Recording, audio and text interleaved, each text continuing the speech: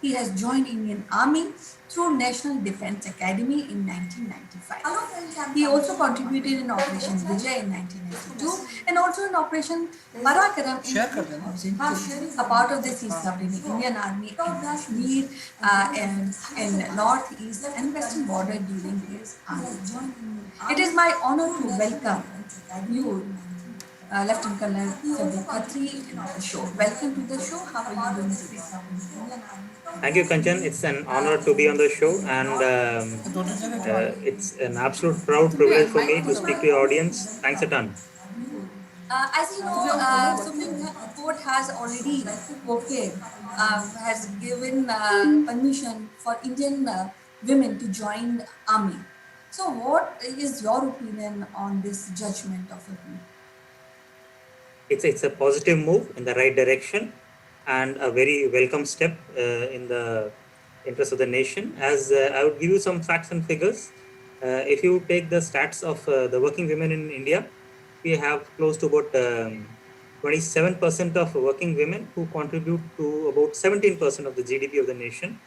Whereas any advanced economy, the figures or the contribution of women to the national economy is close to 40%. So we must encourage women to be in this thing, to be in mainstream and to contribute to the GDP of the nation. And as far as women joining armed forces, again, a very positive move. The women coming to armed forces, I have seen them from close quarters because I am from a department called Electronics and Mechanical Engineers, where we had women officers from the word go when I joined. And they bring a whole lot of skill sets with them. And the fact that Indian Army is grappling with the shortage of officers, women officers address those issues also, and there are certain aspects where they fare a shade better than men, and hence it's a very positive move. I'm very happy about it. Yes, as you know that Indian women are always, few of them are always in a warrior mode, like, because we have a history of like Rani Lakshmi Bai and other female warriors. But it took a lot of time after independence for women to really go into Indian army. Like I was just going through a couple of papers, and I find that Mitali Madhulika is the first woman hero of Indian Army who has received the Gallantry Award.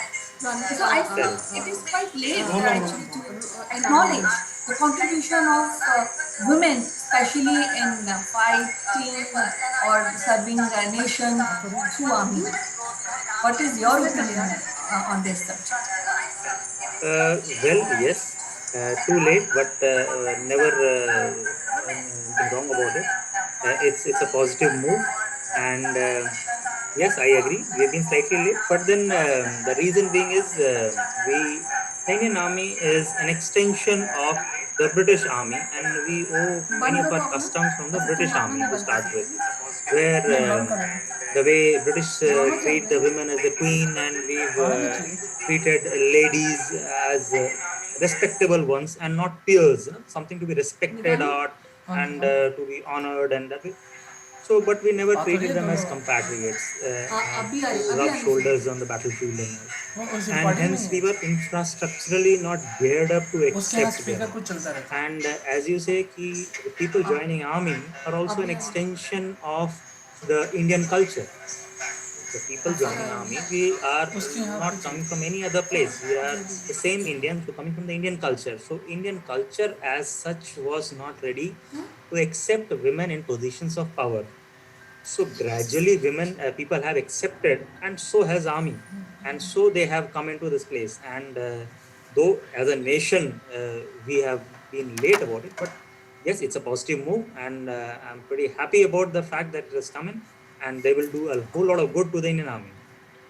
So Supreme Court has okayed, has given permission to women to join, I think, 10 stream of army on Absolutely. par with their male counterparts. So what are those few of, can we discuss about few streams of army where women are inducted?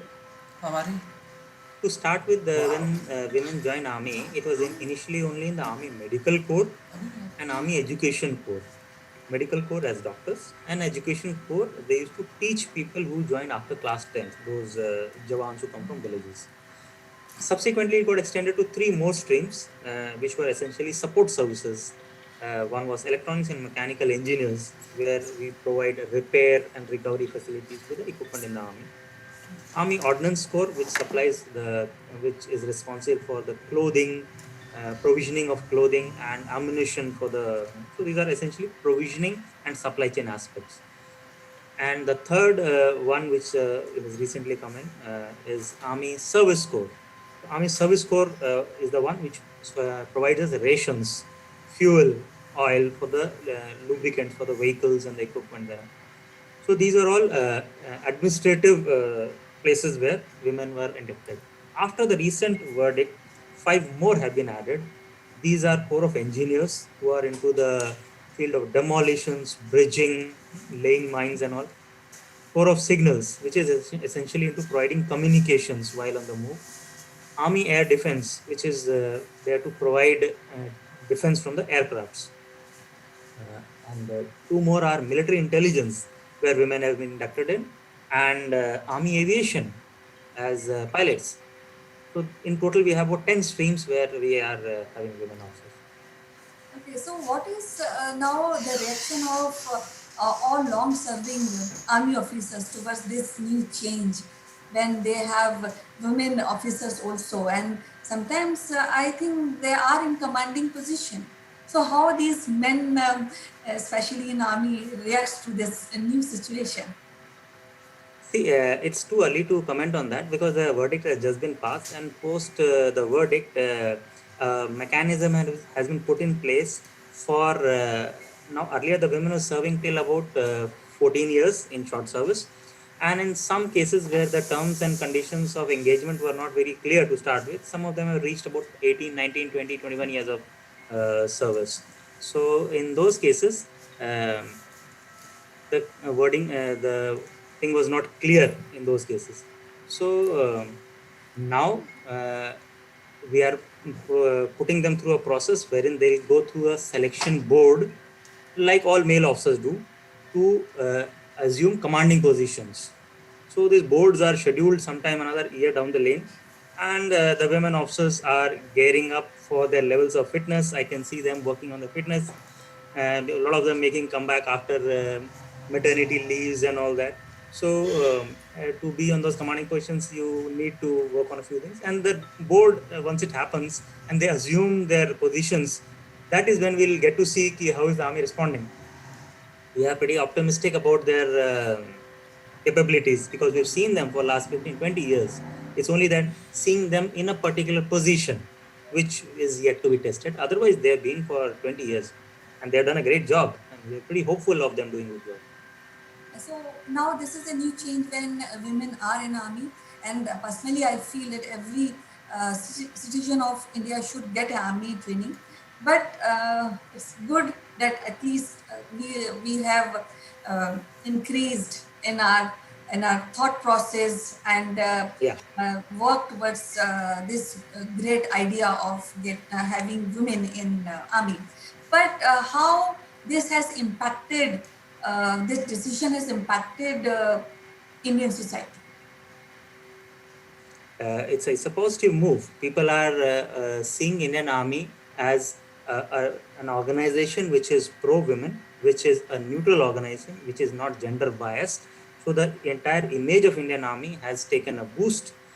Uh, and as you rightly said, we have a history of women warriors, and there are a lot of women who are worthy of this uniform and who always want to join this. And this step will go a long way in encouraging those women to take up this profession.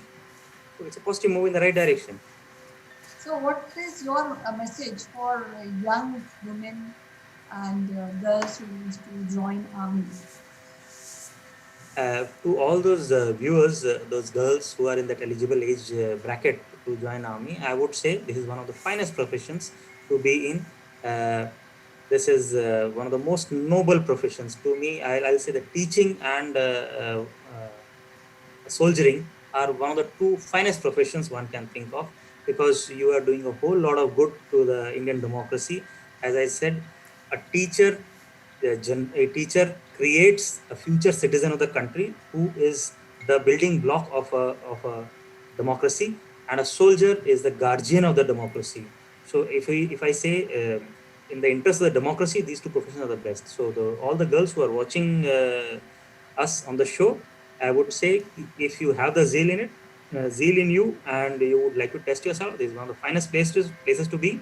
Please feel free, do opt for this profession, and I assure you a lifetime of satisfaction and a personal growth in this profession.